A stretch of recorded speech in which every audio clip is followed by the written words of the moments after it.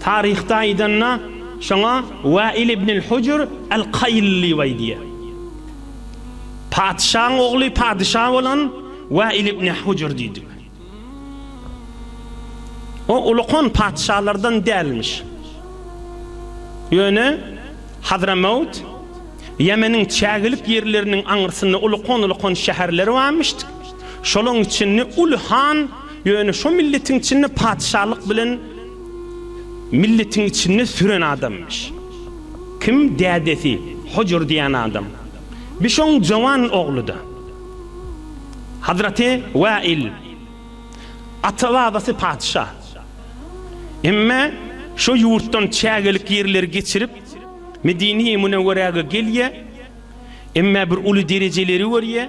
Bir musulman şo derejeň 100den mihirini belki 1000den birini dişini görse ölünçe nur içinden çıkacak däller. Bir derejany görýe. Näme diýip? Bir ulukon iş bitirip otyp. Padşalyk etber gaýtypdyr da. Padşaň ogly da bir şaň ogly. Şunu etber gaýdypdyr din imanny. Ulamalar aýdýa afdalul a'mal ahmazuha. Ey cemaat, men şaptalynyň aýdyp duran görüňlem mäkem ilmdir. Bilmeli görüňlerdir. Bu kep awdallamaklar diýär.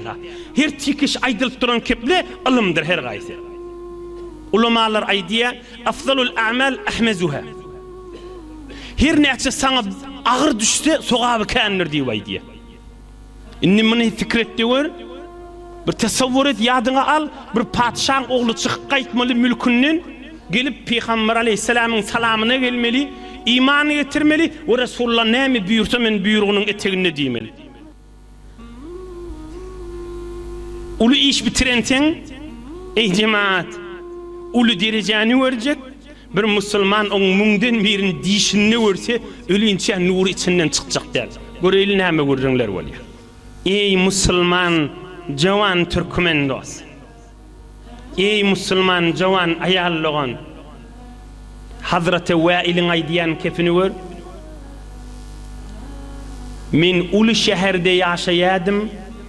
Rafahiyetin azime, hewe rafahiyette ýaşap bädim. Bize habar geldi Muhammed Peygamber aleyhissalatu vesselam Medine-i Munawwarada diýip. Bir gaýtmaly ýöne dilaň sahtaby. Bir adam näme hoşluk edeýin näse iýbiçgiden täher hoşluga. Halancıry hakylly we samsyk bolup, hakylly we hakylsyz bolup, keyfini günah edip ýürmeli adam farafatu zalika şolaň hemmesini epberip çägelige urup Medine-i Munawwaraga şeň gaýtdym.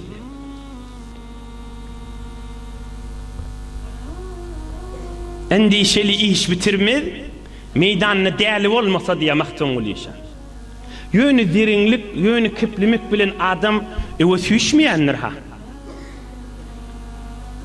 Endişeli iş bitirmez, meydanına değerli olmasa.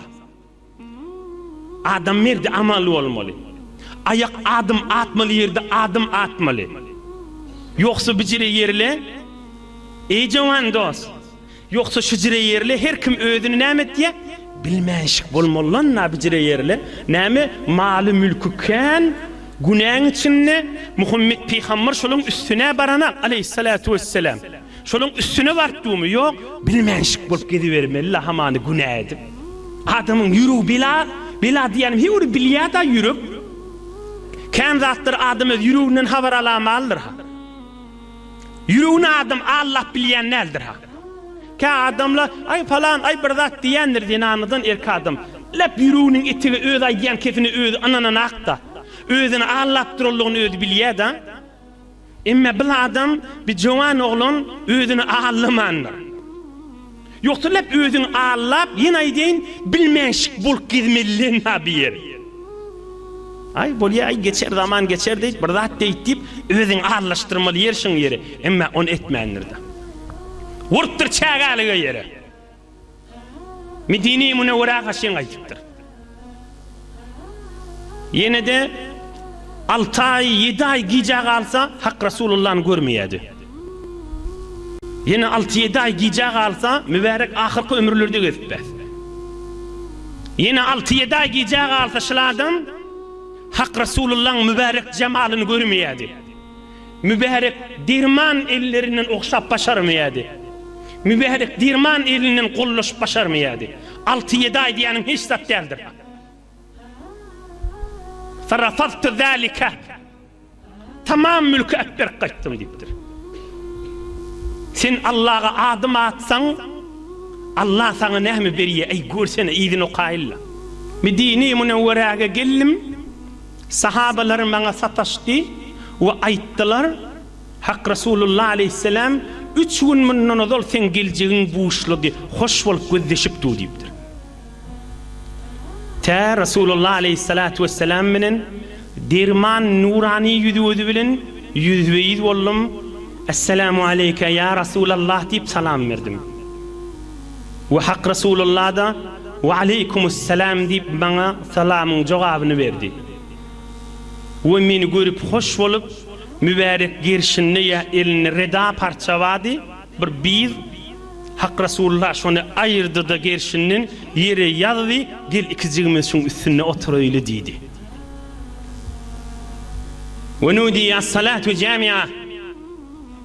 Ya namaz vakt boluptur. Ya namaz vakt boluptur. Ya Medine-i Münevvere'ye hoşluk bir haber vardığını belirtmek için namaz vakt dede olsa Hazreti Bilal'a azan çektirdi Resulullah aleyhisselam. Men öz görün tarih kitaplarımda namaz vakt ya beylikdiğini taf bilmedim. Zahiren namaz vakt ya irre çün delil naydanna tarihlaşın aydı ya. Liyectemi'an nasu sururan bi kudumi Vail ibn Hujr radıyallahu anh.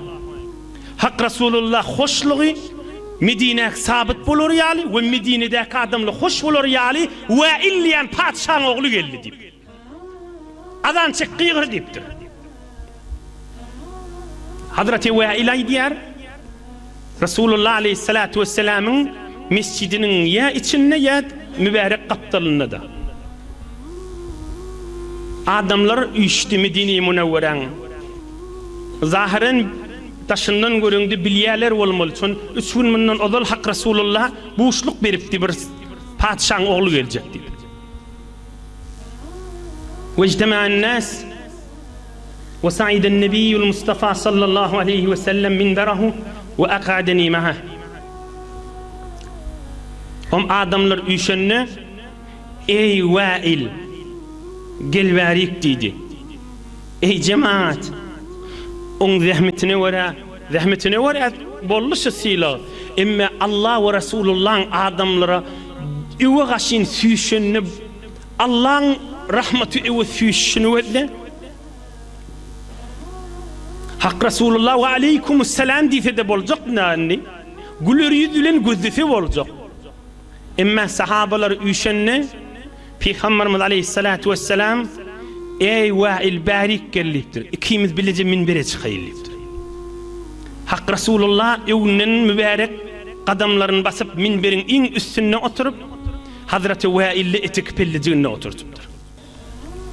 Hak Resulullah aleyhissalatu vesselam dirman minberine mübarek minberine çıkıp